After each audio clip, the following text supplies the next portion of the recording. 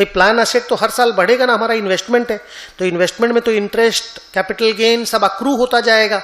तो देखो expected return on plan asset actually बताता है कि भाई इस साल हम क्या सोच रहे हैं कि ये वाला जो प्लान असेट है ये कितना रुपया ग्रो करेगा। तो वो बोलता है कि इसका कंप्यूटेशन में interest and dividend income, capital gain और एडमिनिस्ट्रेशन एक्सपेंस ये माइनस होगा। ये गलती से यहां प्लस हो गया है, प्लीज ये माइनस होगा। तो इंटरेस्ट इनकम और कैपिटल गेन प्लान असेट को बढ़ाएगा, और जो एडमिनिस्ट्रेटिव एक्सपेंस है, जो LIC जो इंश्योरेंस कंपनी है उसको मैनेज करने का जो पैसा लेगी वो माइनस हो जाएगा। तो नेट पे 7 + 2 9 -1 इज 8%।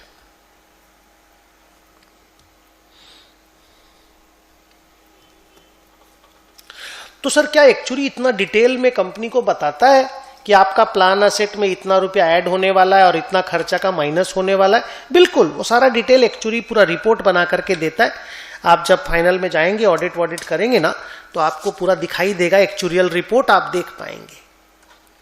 तो सर ये एक्सपेक्टेड रिटर्न से क्या होगा? तो मान लो आपका प्लान असेट 100 करोड़ रुपया का है, एक्चुरी ने बोला 8% आपका एक्सपेक्टेड रिटर्न है, तो आप 8% का एक्सपेक्टेड रिटर्न को इनकम के रूप में क्रेडिट कर दो और अपने प्लान असेट को बढ़ा दो।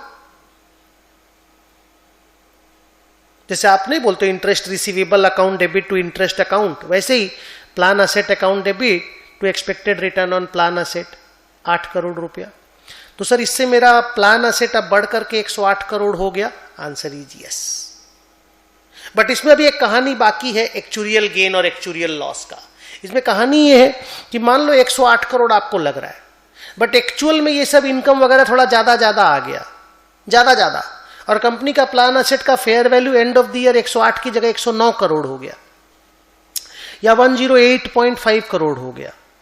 तो एक्चुअली को लगता था साल भर में 108 होगा, पर अगर वो 108.5 करोड़ हो गया तो हम लोग उसको बोलेंगे 0.5 crore is an actuarial gain, माने एक्चुरी के एजम्पशन में एरर हुआ, उसके कैलकुलेशन में एरर हुआ और हमको गेन हुआ। ये गेन और लॉस कुछ भी हो सकता है, कंपनी का होता है और कंपनी को PL में डालना पड़ता है। थोड़ी देर के बाद ये डिस्कशन का एजेंडा बनेगा।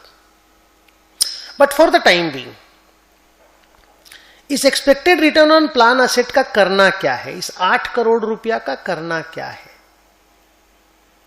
ये जो क्रेडिट में 8 करोड़ आप देख रहे हो, डेबिट वाला 8 करोड़ तो प्लान असेट का जो असेट का बैलेंस है उसको बढ़ा देगा।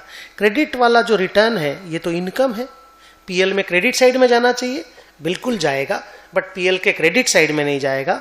जो हम लोगों का एम्प्लॉय बेनिफिट एक्सपेंस था ना, current service cost, past service cost, मैं ये दिखा रहा हूं, देखो current service cost, interest cost, past service cost, इसका जो टोटल था ना, ये टोटल तो PL ही है, खर्चा ही है। इस टोटल से इस एक्सपेक्टेड रिटर्न को माइनस कर दिया जाएगा। बड़े बड़े सम क्लास वर्क में आपको दिखाए जाएंगे, आप उसमें उसको नोटिस करिएगा। वैसे आपके लेवल पे छोटे छोटे सम्स आते हैं तो आप पार्ट में भी करो, कोई प्रॉब्लम नहीं, हम बड़ा सम एक साथ क्लास वर्क में करा देंगे। देखो मैंने लिखा, in the profit and loss account we reduce the employ benefit expense by the amount of expected return on plan asset, so don't take it to the credit side of P&L, rather show it by way of deducting the expense.